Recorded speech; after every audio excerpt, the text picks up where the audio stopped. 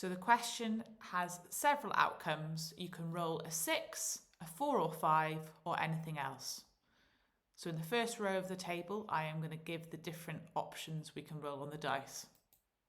First of all, we've got a 6.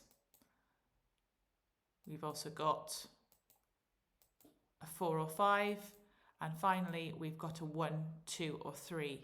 Now, writing this first row of the table is optional because what we're really looking for is the probabilities of each of these. So on a fair dice, the options are completely equal. So if we are rolling a 6 and there's 6 options, that's 1 option out of 6. That's the probability of rolling a 6. For 2 options, that's 2 out of 6.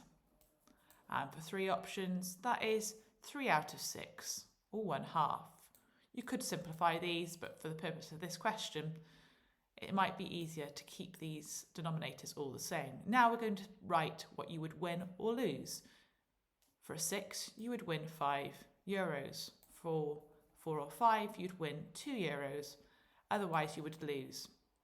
Now, please note I'm putting a minus sign here because a fairground game such as this, you're going to have positive winnings and you're going to have the opposite of that as well. What we're going to do then is think about these in terms of pairs in the different columns of the table.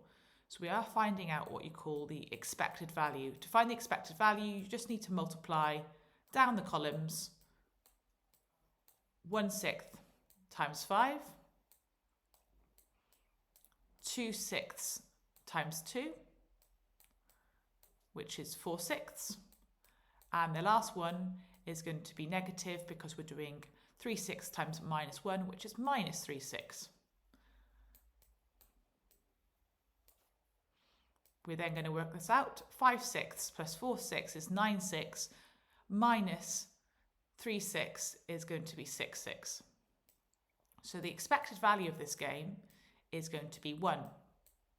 This means on average, the player will win 1.